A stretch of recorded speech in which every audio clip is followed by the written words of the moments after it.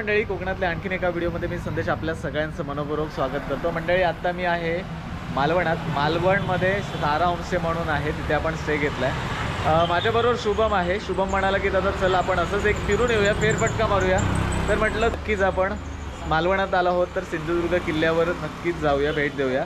आणि सिंधुदुर्ग किल्ल्यावरती जाण्याचं एकमेव कारण म्हणजे तिथे असलेले छत्रपती शिवाजी महाराजांचे हाताचे आणि पायाचे ठसे, नक्कीच ते पाहण्याचं कौतूहल नेहमीच असतं। आणि त्याचबरोबर या किल्ल्यावरती छत्रपती शिवाजी महाराजांचं मंदिर देखील आहे, तर ते देखील पाहूया।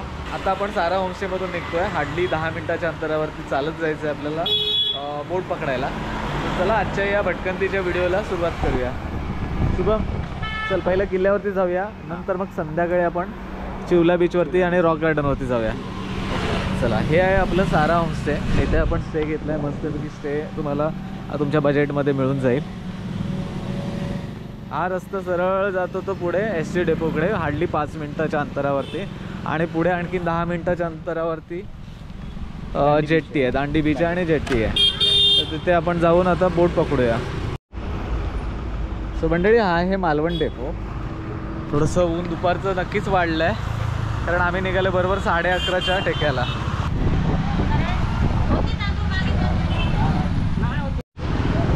तर मंडळी, आता आपण एका चौकामध्ये आलो आहोत आणि इथून 2 रस्ते जातात। एक जातोय चिवला बीचच्या दिशेने आणि एक जातोय आपला किल्ल्याच्या दिशेने। तर आपल्याला लेफ्ट हाताचा रस्ता घ्यायचा आणि पुढे मार्गस्थ व्हायचं आहे। मंडळी, तुम्ही जर पायी चालत येत असाल तर नक्कीच पाण्याची बाटली ठेवा, कारण थोडंसं 10 मिनिटाचा रस्ता आहे। अरे बाबा, कोणाची गाडी आहे?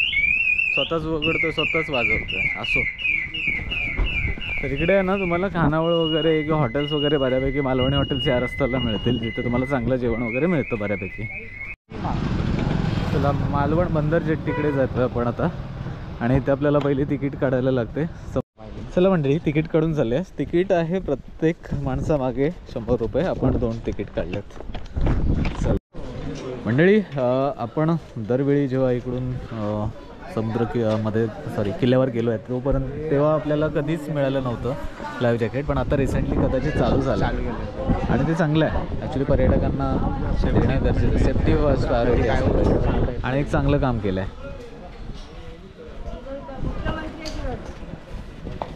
चला, आपल्याला भेटलं। चल, आता आम्ही प्रोटेक्टेड झालो, पाण्यामध्ये तरी बुडू शकत नाही।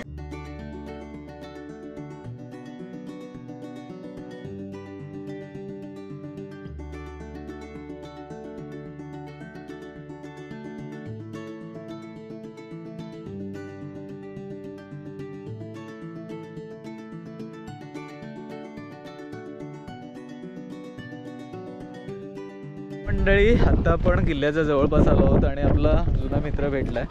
तुझं नाव काय मित्र? पराग आहे, इकडचंच मालवणचंच आहे। तर याची देखील बोट आहे ना, तर याला कधी तुम्ही भेटू शकता, आपल्या कोकण संस्कृती परिवारातलं भेटू। छान वाटलं पराग।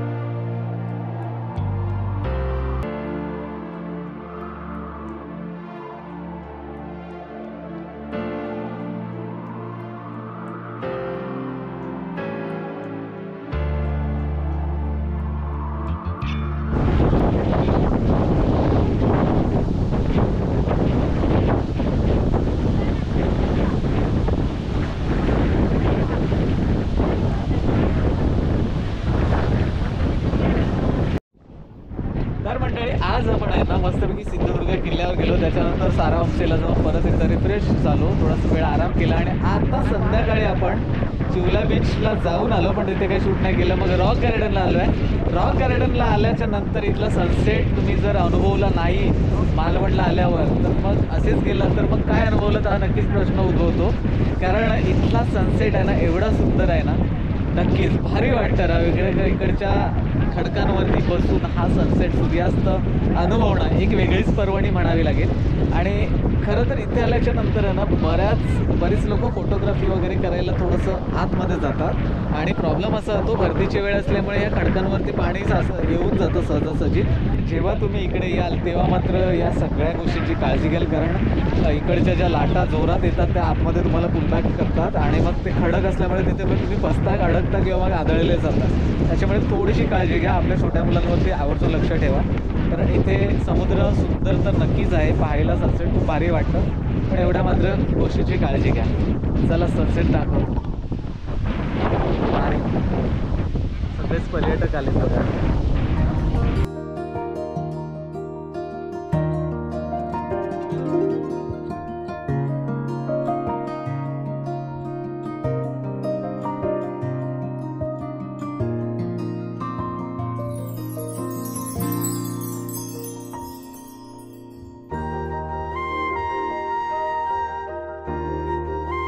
मंडळी मस्तपैकी असं सनसेट आपण एक्सपिरियन्स केला आज. थोडीशी म्हणतात ना सगळ्याच ठिकाणी आपण धावपळ करत करत सगळ्याच ठिकाणी फिरलो.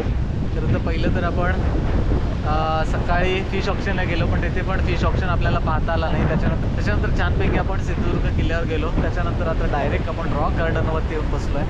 म्हटलं सनसेट चुकवायचं नाही त्याच्यामुळे. तर मंडळी आजच्या दिवसभरात हा छोटासा व्हिडिओ होता भटकंतीचा, मालवण भटकंतीचा. तर मंडळी तुम्हाला हा व्हिडिओ कसा वाटला आवर्जून कमेंट करून कळवा. जर तुम्हाला हा व्हिडिओ आवडला असेल तर नक्की लाईक करा, शेअर करा आणि नवीन कोणी आलं असेल तर सबस्क्राईब करा. भेटूया कोकणातल्या अशाच आणखीन व्हिडिओमध्ये. तोपर्यंत टाटा. कोकण आपलं.